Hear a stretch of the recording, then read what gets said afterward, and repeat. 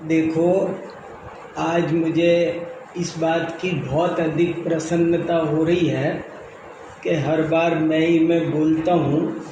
आज आप सबका मुंह तो खुला कम से कम, और इस बात से आपको भी बहुत लाभ होने वाला है और मुझको भी बहुत लाभ होने वाला है और इस समाज को, सभा को भी बहुत लाभ होने।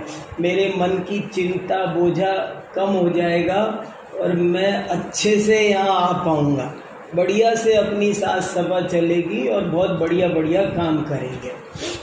और आपको भले अगली बार भी मेरी भावना पर ही गोष्ठी रखना हो ना, तो रखो। देखो, अभी बहुत बातें छूटी है, बहुत बेशुमार बातें। गोष्ठी किसे कहते हैं, कैसे करते हैं, ये सब आपको आ गया ना, तो आप देखो 10 साल प्रवचन सुनो और 1 साल गोष्ठियाँ करो। आप 1 साल की गोष्ठी में उतना फायदा उठा लोगे जितना 10 साल के प्रवचन सुन सुन करके नहीं उठा। क्योंकि जब अपन सुनते हैं ना तो बहुत अलर्ट नहीं होते हैं, अपन बेफिक्र रहते हैं, अपने से कोई पूछने वाला नहीं है। याद रखो, नहीं रुको, और कोई एग्जाम नहीं देना। और इसमें तो आपको बाकायदा बहुत बोझा रहता है। और मैं तो कहता, अगली बार आप एक कागज पर लिख के लाओ। हर आदमी 1 पेज घर पर लिखो कि मुझे मेरी भावना क्यों अच्छी लगती है, इसमें मुझे क्या भाव भाषित होता है, कौन लाइन है, ये सब बातें लिखो। और इसके अलावा भी अभी जैसे मान लो मैं पूछूं कि मेरी भावना कब लिखी गई, कहाँ लिखी गई, किसने लिखी, वो कौन थे, माने ये आपको पता है। इस मेरी भावना को आज से लगभग 100 साल हो गए तब ये लिखी थी, और पंडित जुगल किशोर जी मुख्तियार ने लिखी थी। और जुगल किशोर जी मुख्तियार का भी आपको परिचय पता होना चाहिए। सहारनपुर के पास सरसावा एक गांव है और वहाँ वो रहने वाले थे, वहाँ जन्म हुआ था और बाद में बहुत बड़े वकील बने। मुख्तार बने, जुगल किशोर मुख्तार, युगवीर उनका उपनाम था। और वो बहुत बड़े वकील बने। लेकिन एक दिन वे समंत भद्राचार्य को पढ़ रहे थे तो उनने सोचा, अरे असली वकील तो ये है। और उन्होंने सारी वकालत छोड़ दी और एक समंत भद्र आश्रम बनाया। उस जमाने में उनकी कुल पूंजी जो 2-2.5 लाख रुपए थी वो सारी दान कर दी, निवृत्ति ले ली पूरी की पूरी, और इसी में डूब गए। रात और दिन उन्होंने पढ़ा लिखा, उन्होंने 20 ग्रंथों का संपादन किया है, एक से बढ़कर एक ग्रंथ है। रात और दिन अध्ययन करते थे। सन 1877 में उनका जन्म हुआ था, लगाओ अंदाजा। और उनका देहांत कब हुआ? अब देखो, ये सब बातें आपको हमको पता होनी चाहिए ना। हमारे पूर्वजों का कुछ तो डाटा पता हो। 1968 में उनका देहांत हुआ था। और बाद में कहाँ रहते थे वो? दिल्ली में। ये दरियागंज में जो वीर सेवा मंदिर है वो उनका बनाया हुआ है। और उन्होंने उस जमाने में अनेकांत स्यादवाद के वो बहुत दीवाने थे, तो उन्होंने एक पत्रिका शुरू की, अनेकांत, और वो अभी तक निकलती है और बहुत बड़ी रिसर्च पत्रिका है।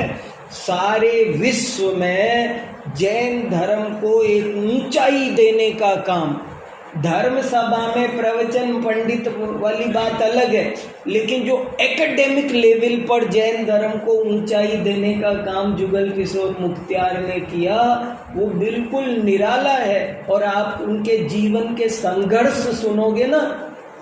उनकी पत्नी का देहांत हो गया, उनके 2 बेटियां थी, दोनों बेटियों का देहांत हो गया छोटी उम्र में। और फिर भी उन्होंने लगातार अध्ययन, चिंतन, मनन, खूब काम किया। तो कितने कितने देखो, उनसे ये भी प्रेरणा मिलती है। अनुकूलताओं में तो सब खुश रहते हैं, प्रतिकूलताओं में धैर्य रखे और धर्म ध्यान को बना के रखे, वो है बड़ी बात। तो कि कितनी भी प्रतिकूलता आए मैं नहीं डिगूंगा, मैं मेरा काम धर्म का करूंगा। वे ऐसे और भी बहुत सारी, आप एक एक लाइन पे चिंतन करोगे ना। जैसे अभी मैं कहूँ कि मुझे ये लाइन बहुत अपील करती है, फैले प्रेम परस्पर जग में, मोह दूर ही रहा करे। लोग प्रेम और मोह में अंतर नहीं समझते। जैन धर्म राग का धर्म नहीं है, वीतरागता का धर्म है। सारी दुनिया में प्रेम फैले का मतलब क्या?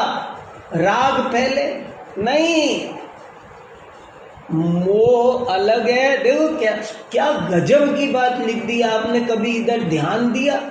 अपन प्रेम करो, प्रेम माने अपन तो मोह समझते हैं। उन्होंने कहा प्रेम होना चाहिए। मैंने अभी ग्रीन पार्क में 4 भावना चलाई सामायिक की, तब मैंने एक दिन इस बात की खुलासा की कि प्रेम भाव हो सब जीवों से का मतलब क्या? सब जीवों से प्रेम हो का मतलब क्या? सबसे मोह नहीं। मोह अलग बात है और प्रेम अलग बात है। अब ज्यादातर लोगों को क्या है कि अपने बच्चों से मोह है, प्रेम थोड़ा ही है। प्रेम होता तो उनको बनाते, लेकिन मोह है सो बिगाड़ रहे हैं। मोह के कारण उनको सब उल्टी सीधी सुविधाएं देना, उल्टे सीधे सुख देना, उल्टा सीधा बस राजी रहे, खुश रहे। उनका हित कहाँ सोच रहे हैं? हित वित कुछ नहीं सोच रहे।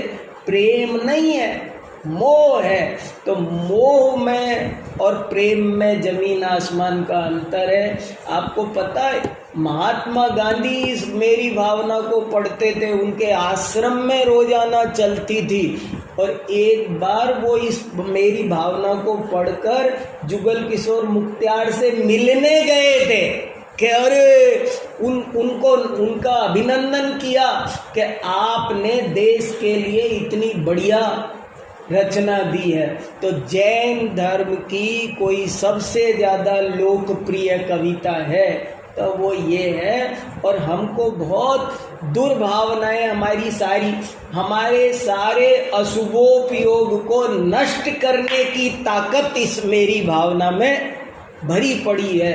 हमें एक बहुत बढ़िया शुभोपयोग के धरातल पर लाती है। और यदि हम में पात्रता हो और हम इसमें से निकाल सकें तो हमें इसमें से वीतरागता और शुद्धोपयोग भी फलित होता है।